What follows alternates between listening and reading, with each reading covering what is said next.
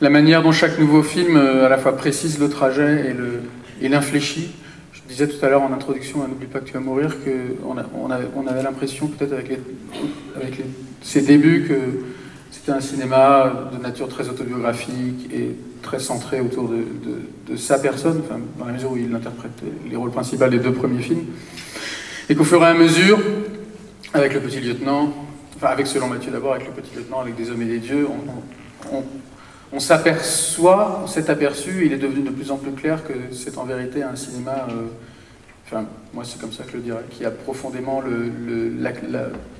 la communauté, le commun, le groupe pour objet. Bah, là je vous ai ramené un petit extrait parce que c'est toujours ennuyeux enfin quand on vient de faire un film, on a envie de montrer le nouveau film, quoi. Donc il n'est pas encore tout à fait prêt, donc je me suis dit je vous ai amené un petit bout. Donc voilà, vous êtes les seuls qui allez voir cet extrait avec cette musique. Et puis je vous demande de ne pas filmer d'ailleurs. Mais peut-être j'ai toujours essayé de faire des films et pas de faire de cinéma. Et avec celui-là, je me suis dit tiens, je vais peut-être faire un film mais qui parle que de cinéma aussi. C'était un virage comme ça que je voulais prendre. Et après c'est tout simple, les idées, comme dit Truffaut dans La Nuit américaine, on prenait la première page du journal. Il y a forcément une idée de film où si je vous parle à vous tous, je vais prendre quelqu'un presque au hasard et vous allez me parler de votre vie, votre famille, vos enfants ou votre grand-père, et forcément il y aura un truc sublime à faire. Et là tout simplement je regardais avec mon épouse Limelight et à la fin ça m'est revenu cette histoire. Elle me dit mais c'est n'importe quoi, c'est pas possible ça. J'ai dit si, je te jure, je crois que j'avais lu ça, on l'a vraiment kidnappé. Enfin, pas kidnappé, parce qu'on a déjà dit avant que le film sorte des internautes que quitte ses enfants, donc c'est un rapt, on a déjà des critiques avant que le film soit fini. Et tout d'un coup, je me suis dit, mais c'est quand même un film, ça. Enfin, c'est d'aller déterrer Charlie Chaplin. Donc après, je me suis renseigné, donc j'ai appelé la police là-bas. La police m'a dit, on vous montre tout, mais à condition qu'on ait l'autorisation de la famille Chaplin. Donc on a demandé à la fondation, et donc tous les enfants votent ensemble à la majorité, donc ils m'ont dit oui. Ah bah oui, c'est quelqu'un qui est immense pour moi, c'est un peu le cinéma, quoi. C'est quand même quelqu'un qui a commencé, il a tout inventé, quoi, ils ont même creusé Hollywood, les premiers studios, les artistes associés, et il y a des courts-métrages de lui, on se rend compte que c'est déjà d'une modernité, même sur la direction d'acteur, et j'ai mis dans le film un extrait de La Cure, un de ses courts-métrages au début, on voit qu'il fait rien, pardon, il ne fait rien du tout, comme mes acteurs là dans la voiture, ils font pas grand-chose. On aurait pu imaginer que, ouais, on a réussi comme ça, et là, ils sont épuisés, ils sont dans l'émotion, et c'est juste... il y a déjà ça chez Chaplin, et... Non, c'est riche, voilà, si on veut faire du foot, forcément on pense à Pelé, à Maradona, si on fait du cinéma, c'est obligé de penser à Chaplin. Et il y a un côté aussi très simple, Chaplin, et j'avais mis ça sur la feuille de service le premier jour, j'ai dit le point de vue le plus simple est toujours le meilleur. C'est une phrase de Chaplin, quand c'est compliqué sur un film, il faut juste aller au plus simple, je pense. Alors bon, il n'y a pas que lui, mais lui, c'est quand même... Il y avait une fois, ils étaient avec Albert Einstein, tous les deux, je ne sais plus si c'était à Londres ou à Paris, il y avait une foule immense qui les acclamait, et Einstein nous a dit, vous savez pourquoi on nous applaudit? Et Chaplin dit, bah non. Einstein, il dit, bah, vous, c'est parce que tout le monde vous comprend, et moi, c'est parce que personne ne me comprend. Et il y a des films de Chaplin, vous pouvez passer partout dans le monde, tout le monde va comprendre, quoi. Il a touché à quelque chose d'universel.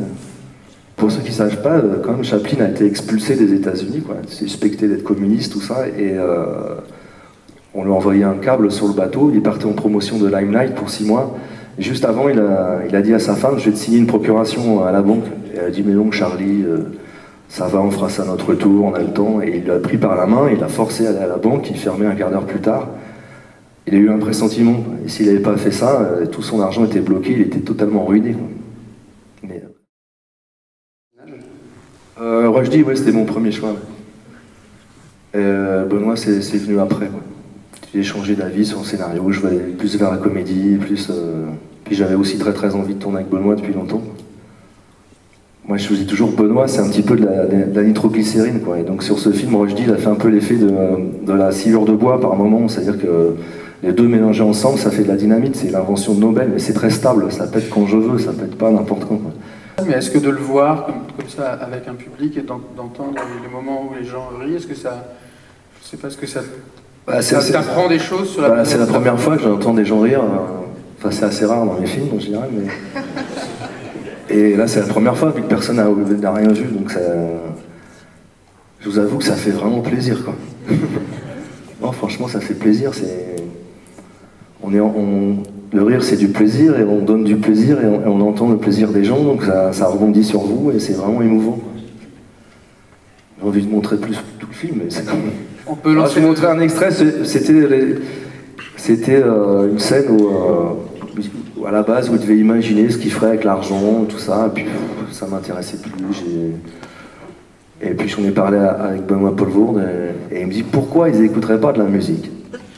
Ah ben je dis c'est une très bonne idée. Donc on allait dans sa loge, on a écouté la moitié de son iPhone, et puis on est tombé sur ça. Il y a des cinéastes, comme dit Jean Boucher, des cinéastes qui sont des cinéastes d'écriture. Donc c'est des gens qui, quand ils arrivent sur le plateau, il faut que tout soit absolument conforme, exactement à ce qu'ils ont pensé, quoi. Et après, il y a des cinéastes du tournage, comme moi, puis il y a des cinéastes du montage, comme Keshish, quoi, qui engage plein de monteuses et fait beaucoup de choses en montage, quoi. Moi, l'écriture et le montage, ça m'ennuie beaucoup, quoi. J'y vais le moins possible. Je laisse faire mon épouse qui est monteuse, donc c'est pratique. Mais... Moi, j'aime bien que les acteurs me proposent des choses aussi. Alors, je peux te dire 5 fois non, et 6e fois, je dis c'est génial, on va faire ça. Ou un technicien aussi peut me dire, mais alors tu penses pas que... Pourtant, Sergio Leone fait des choses que je crois que tu ne ferais jamais, comme par exemple un zoom. Il fait beaucoup de zoom. Ah ouais, ça, je peux pas en faire, j'en ai pas sur mes tournages. Avec Caroline Champetier qui a osé en amener un sur la rançon de la gloire, le lendemain, il est reparti à Paris direct. Et pourquoi pas? Je trouve ça vulgaire, j'aime pas, quoi. J'aime pas du tout, je préfère m'avancer en travelling où tout d'un coup on voit l'appareil, quoi, c'est ça, j'ai l'impression qu'on voit la machine. Tandis que si on s'approche, si un machiniste vous fait approcher doucement, on sent pas la machinerie justement. Les séries américaines de maintenant, comme Barbet Schroeder dit que maintenant le cinéma il est vraiment dans les séries. Et ça vous permet de passer plus de temps avec vos personnages dans les mêmes endroits, c'est une bonne idée, moi je trouve. Est-ce qu'on peut imaginer, c'est vraiment une question, que dans quelques années, il vous viendra l'envie de tourner un western? Oui ou non? Et pourquoi? Ça fait très longtemps que j'ai envie, ouais, j'avais commencé, j'avais trouvé une histoire incroyable, et puis avec beaucoup d'Indiens, et malheureusement, apparemment, pour tourner avec des Indiens, maintenant, c'est totalement... c'est plus possible, quoi. Ils sont tous comme des Américains énormes dans leur réserve. Et c'est vrai, c'est pas une blague, quoi. Même Arnaud Desplechin, il a essayé de trouver un Indien, et il est retombé sur Benicio del Toro. C'est très compliqué. Moi, j'avais une histoire d'un type d'un chef Comanche qui s'appelait Quana Parker, qui était le dernier chef Cheyenne, je crois. Et faire un western sans Indien, ça, pour l'instant, j'ai pas d'idée encore. Donc je me suis dit, peut-être je vais faire un western, mais avec des Américains et des GIs noirs qui débarquent en Normandie, de filmer ça comme un western, peut-être avec leurs supérieurs qui sont des blancs racistes du Sud. Je suis parti sur une idée de film de guerre pour l'instant. Pas loin du western aussi.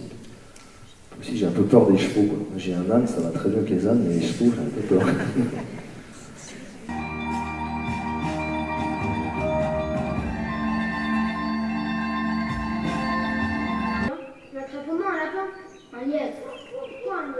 C'est plus gros qu'un lapin.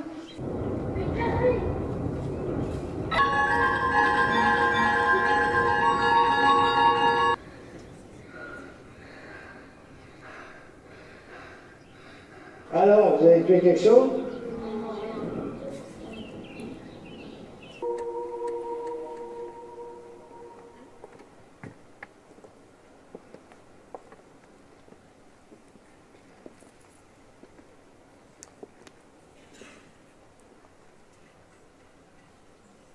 Ça, faut pas du tout prendre ça au sérieux, hein. C'est vraiment, je dis, on peut faire des films comme ça maintenant, on se fait prêter une caméra de jour, on se fait prêter un ordi, on fait...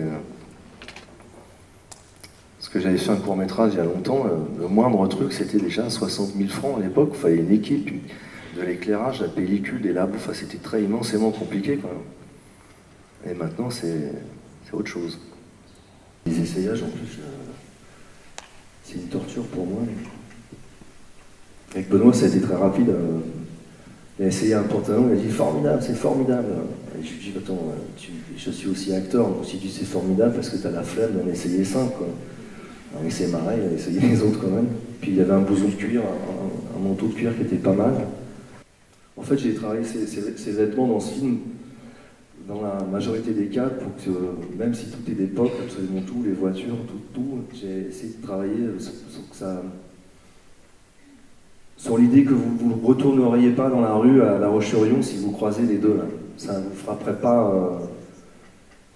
Je voulais pas trop connoter le film dans une époque, même si ça l'est totalement. Ouais, c'est un film, j'en parlais avec, comment il s'appelle, Antonin, qui a fait La fille du 14 juillet. Avec Jacob, ouais, lui il a dit, moi je les filme pas, je m'en fous, je les filme pas, même si c'est pas réaliste, je prends des vieilles voitures. J'ai pas envie de filmer une scénique.